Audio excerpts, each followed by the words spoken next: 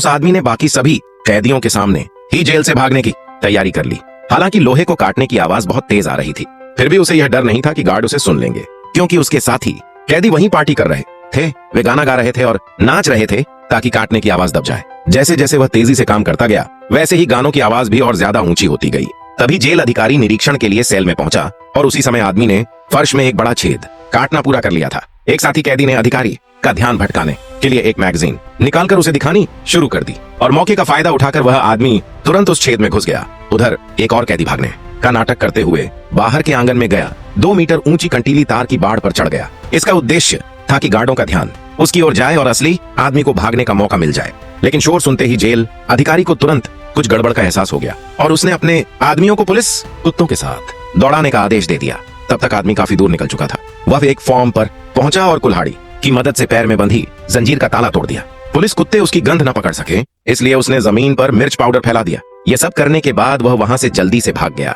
जब पुलिस पहुंची तो तेज मिर्च की गंध के कारण कुत्ते तुरंत गंध का पीछा करने में असमर्थ हो गए। कुछ समय बाद जेल में एक कैदी को एक मैगजीन मिली जिसके कवर पर भागे हुए उस आदमी की तस्वीर थी, जिसमें वह 2 औरतों के साथ दिखाई दे रहा था। लेकिन ज्यादा समय नहीं बीता कि वह आदमी फिर से पकड़ लिया गया और वापस जेल लाया गया। उसके साथी कैदियों ने उसे मेज पर लिटाकर उसके घावों की देखभाल की। अगले दिन गार्डों ने जानबूझकर उसे और परेशान करना शुरू कर दिया। उस आदमी को जमीन में एक गहरा गड्ढा खोदने को कहा गया।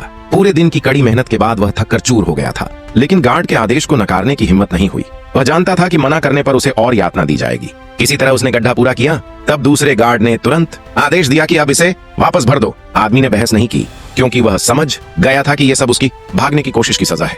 थका हुआ वह फिर से मिट्टी भरने लगा, लेकिन उसी समय पहला गार्ड आया और गड्ढा न भरा देखकर वह उस पर डंडे से टूट पड़ा। यह यातना पूरी रात चलती रही। फिर अचानक आदमी गार्ड के पैरों से लिपटकर रोने लगा और बोला कि उसने अपनी गलती से सबक सीख लिया है। यहीं से उसने गार्डों का विश्वास जीतने की कोशिश शुरू कर दी, क्योंकि उसने भागने की योजना कभी छोड़ी ही नहीं थी। एक दिन जब गार्ड ने उसे ट्रक से पानी लाने को कहा तो आदमी ने मौका देखकर ट्रक स्टार्ट किया और उसे चला ले गया। उसी समय एक और कैदी भी ट्रक में छलांग लगाकर बैठ गया। गार्डों को जब तक पता चला तब तक बहुत देर हो चुकी थी। जब वे ट्रक पीछे करने लगे तब उन्हें एहसास हुआ कि आदमी चाबी भी साथ ले गया है। अब दोनों आजाद थे और सुरक्षा के लिए उन्होंने अलग अलग रास्ते जाने का फैसला किया। आदमी जब रात बिताने के लिए एक चर्च में रुका, तभी उसे अचानक एहसास हुआ कि कहानी यहाँ अधूरी दी गई है। अगर आगे का भाग हो तो भेजें, मैं उसे भी अनुवाद कर दूंगा। अगर आप चाहें तो मैं इसे वीडियो नरेशन जैसा भी टोन दे